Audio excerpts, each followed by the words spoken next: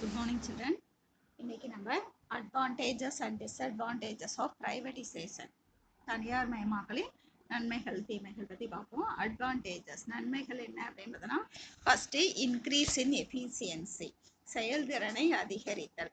Privatisation is associated with improved efficiency due to the profit incentive. இது வந்து தனியார் துறையை அதிக அளவில் திறனை மேம்படுத்தி லாபத்தினை அதிகரிக்க தனியார் மயமாக்கல் தத்துவம் வழி செய்து வருகிறது அப்படின்னு சொல்கிறோம்.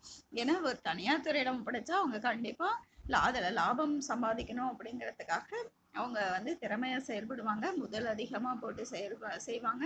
அப்போ இந்த ப்ரொடக்ஷன் வந்து ஆட்டோமேட்டிக்காக இன்க்ரீஸ் ஆகும். அப்போ அவங்களுக்கு ப்ராஃபிட் அதிகமாக கிடைக்கும்.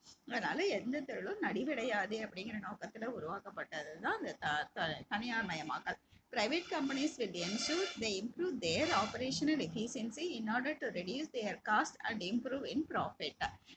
வந்து தனியார் நிறுவனங்கள் அப்படின்னு பார்க்குறப்ப செலவினங்களை குறைத்து லாபத்தினை மேம்படுத்தி தங்கள் செயல்பாட்டு திறனை பன்மடங்கு பெருக்கிக் கொள்ள இந்த கோட்பாடு வழிவகை செஞ்சிருக்கிறது அப்படின்னு சொல்லலாம். ஏன்னா தனியார் பொதுத்துறை நிறுவனம் இல்லை தனியார் துறைக்கிட்ட ஒப்படைக்கிறப்ப அவங்க வந்து கண்டிப்பாக திறமையாக செயல்பட்டு அதை தாங்க வந்து லாபம் அதிகம் ஈட்டணும், குறைவான செலவில் அதிக லாபம் ஈட்டணும் அப்படிங்கிற நோக்கத்தில் செயல்படுவாங்க. தென் ப்ரொஃபஷனல் மேனேஜ்மெண்ட் தொழில்சார் மேலாண்மை. Government owned enterprises make poor economic management compared to private owned enterprises. தனியார் நிறுவனங்களோட ஒப்பிட்டு பார்க்குறப்ப அரசு நிர்வகிக்கும் நிறுவனங்கள் வந்து நிர்வாக ரீதியாக கொஞ்சம் குறைபாடு அதில் இருக்குதான். This is because of the fear of negative publicity. இது ஏன் அப்படின்னு பார்த்தோன்னா சர்வதேச அளவில் தனியார் நிறுவனங்கள் வந்து துணிகர மேலாண்மை முடிவுகள் எடுப்பதில் வலுவான அஸ்திவாரமாக இருக்குது.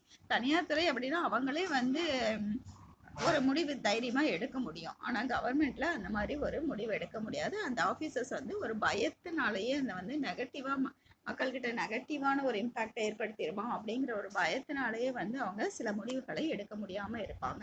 Private ownership makes bold management decision due to their strong foundation at international level.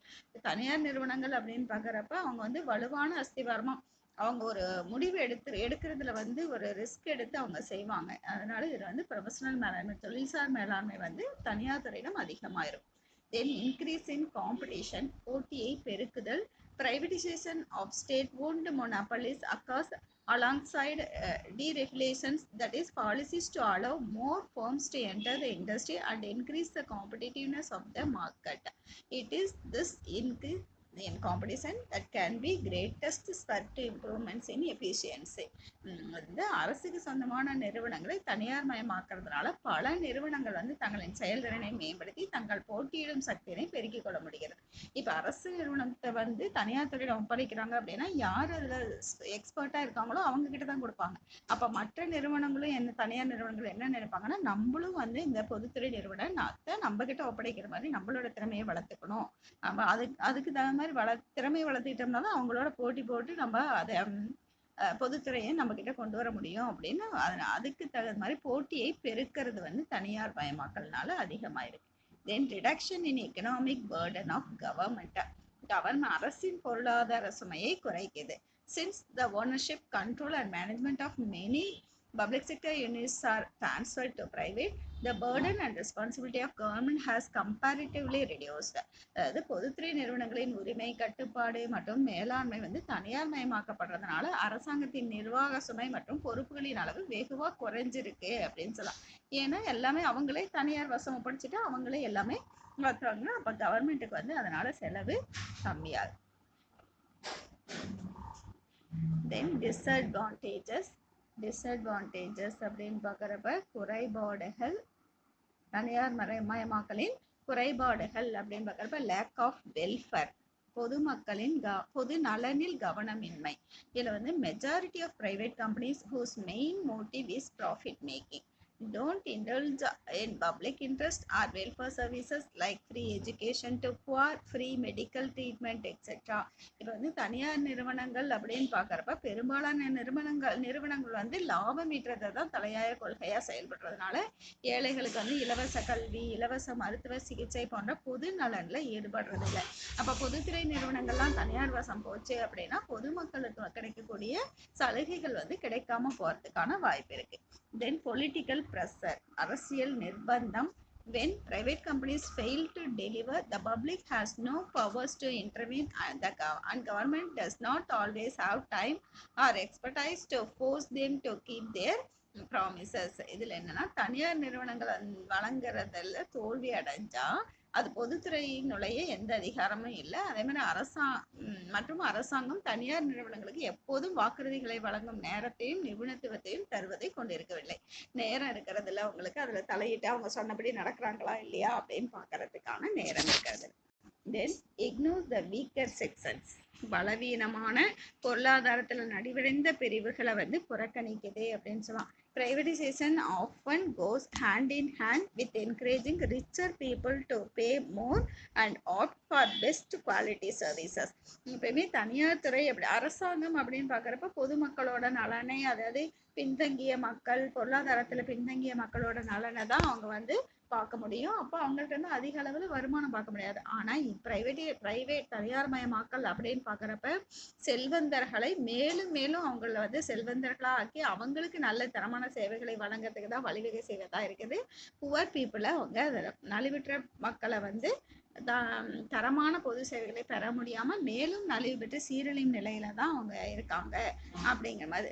This leads to division, making it harder to provide excellent public services for weaker sections. weaker sectionsக்கு தரமான செயல்பாடுகளை கொடுக்கறது இல்லை. ஆனால் இப்போ ரிச் பீப்புளுக்கு வந்து இன்னும் அவங்கள ரிச் ஆக்கி அவங்களுக்கு வந்து தரமான சேவைகளை வழங்குறது தான் ப்ரைவேட் செக்டாரோட நோக்கமாக இருக்குது. இது வந்து என்னென்னா டிஸ்அட்வான்டேஜஸ் ஆஃப் ப்ரைவேடைசேஷன், தனியார் மயமாக்கலின் குறைபாடுகள். தென் இம்பேக்ட் ஆஃப் ப்ரைவேடைசேஷன், தனியார் மயமாக்கலின் தாக்கம். தனியார் மயமாக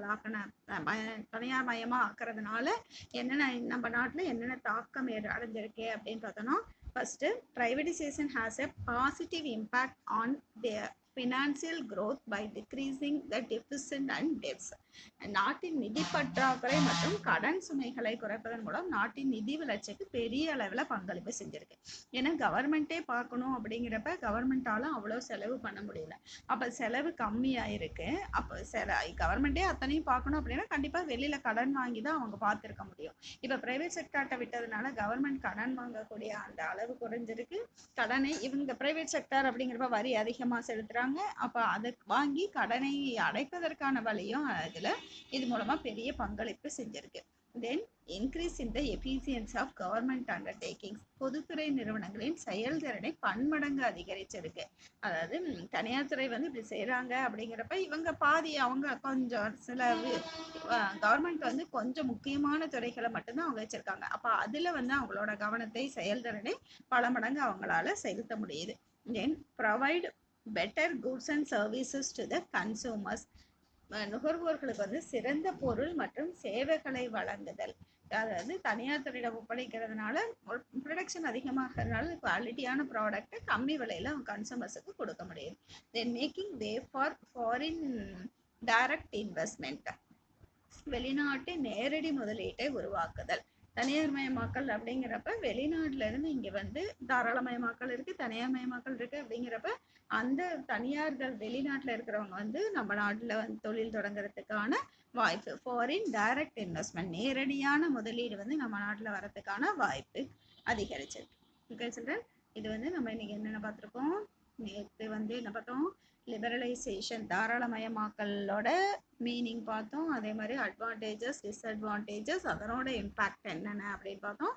தென் ப்ரைவேடைசேஷன் தனியார் மயமாக்கல் அதனோட அட்வான்டேஜஸ் அதை எப்படி உருவாக்குது, அதனோட அட்வான்டேஜஸ் டிஸ்அட்வான்டேஜஸ் அப்புறம் அதனோட தாக்கம் என்னென்ன அப்படின்னு பார்த்துருக்கோம். நாளைக்கு நாம் என்ன பார்க்கலாம், குளோபலைசேஷன் உலகமயமாக்கலின் பொருள் உருவாக்கம் அதனோட அட்வான்டேஜஸ் டிஸ்அட்வான்டேஜஸ் இம்பேக்ட்லாம் என்ன அப்படிங்கிறத பார்ப்போம். Okay children, thank you.